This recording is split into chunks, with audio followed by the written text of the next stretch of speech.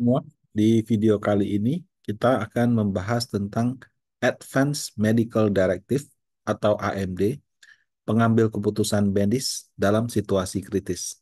Sebetulnya ini produk yang dari Singapura sih, gitu ya. Nah, apakah Bapak Ibu, teman-teman, apakah sendiri atau mendengar dari orang lain pernah dalam situasi ini?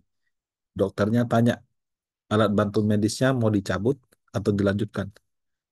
Kalau dia lanjut, dia hidup ya, tapi ya ada detak jantung atau apa, tidak sadarkan diri gitu.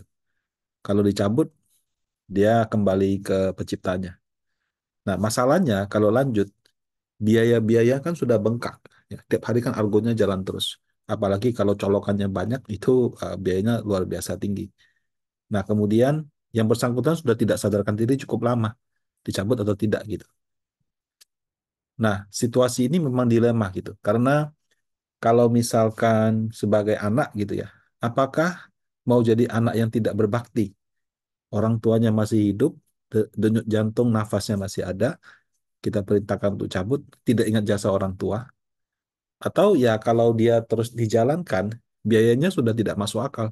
Sudah jalan terus, jalan terus, jalan terus, akhirnya yang meninggal mungkin tetap meninggal, tapi yang hidup setengah mati juga gitu, setengah meninggal juga karena keuangannya habis untuk itu. Belum lagi kalau misalkan yang memutuskan, mungkin dia punya rasa bersalah gitu.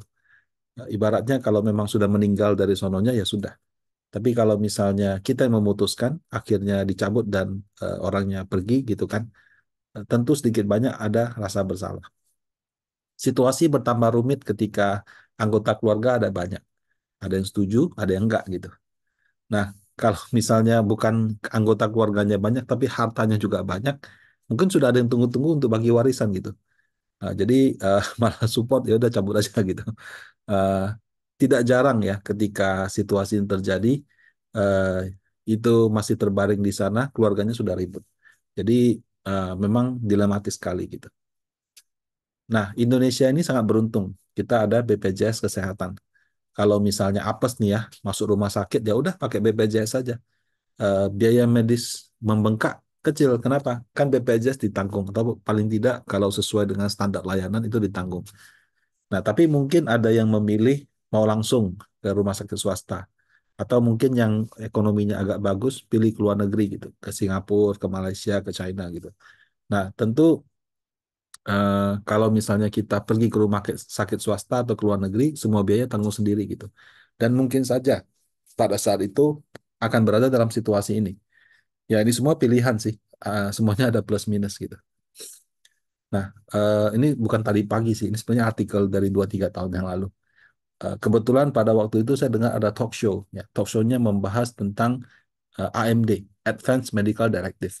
Bapak Ibu bisa ke websitenya di MOH, Ministry of Health ya. Jadi kayak semacam Kementerian Kesehatan di Singapura tentang Advanced Medical Directive.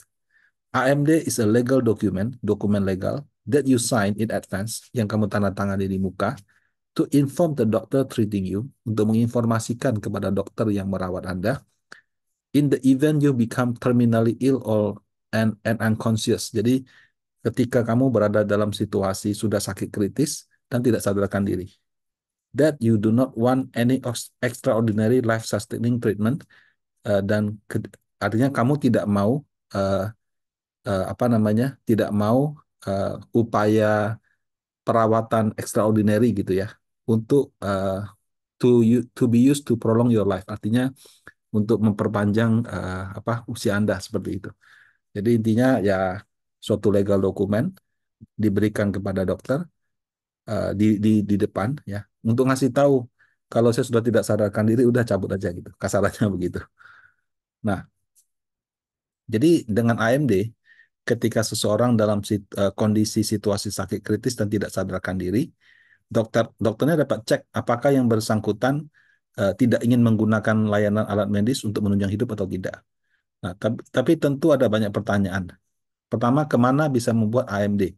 Kalau di talk show yang saya dengar dan situs yang saya cari itu bisa ke Singapura ya, plus satu saksi.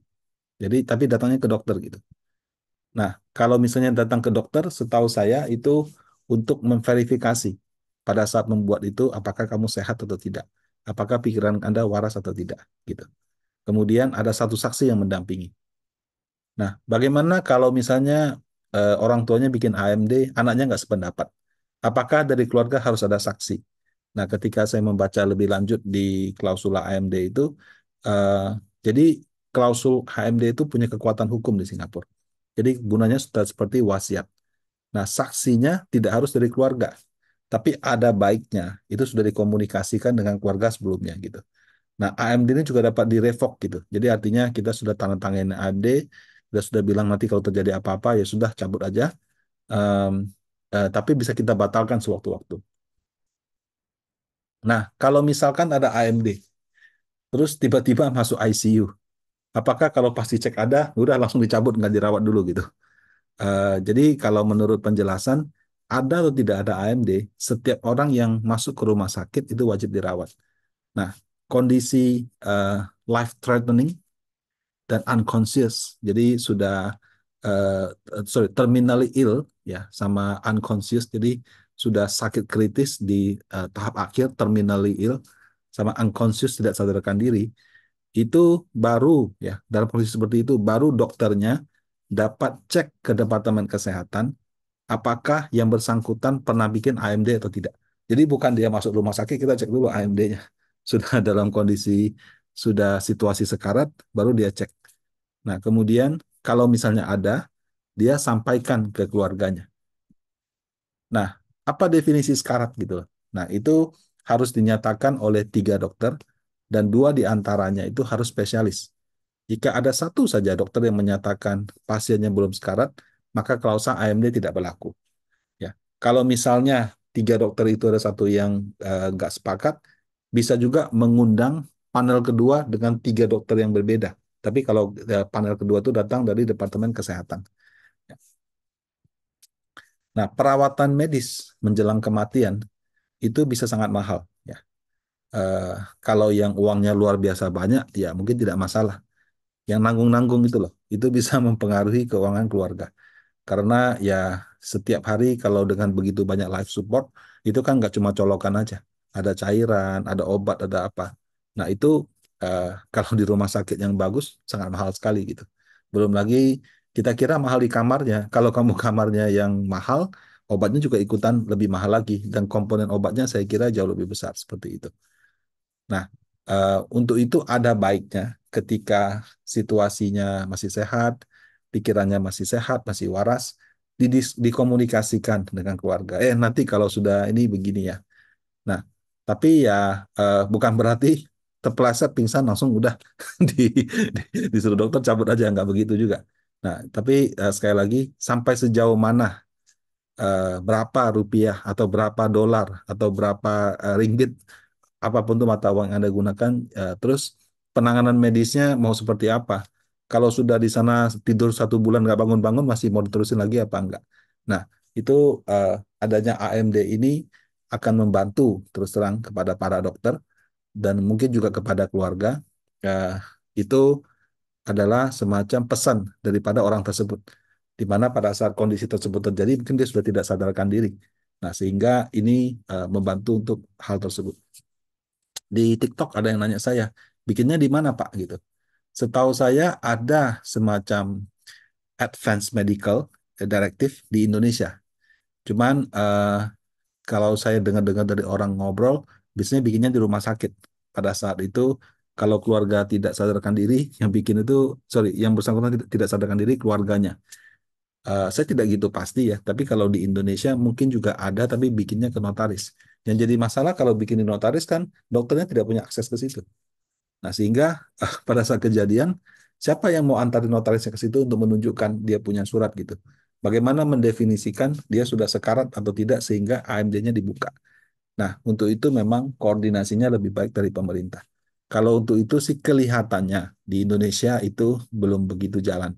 Ya, cara satu-satunya cara ya sudah disampaikan baik-baik kepada keluarga, komunikasi seperti itu. Nah, demikian tentang video kali ini. Semoga bermanfaat. Terima kasih.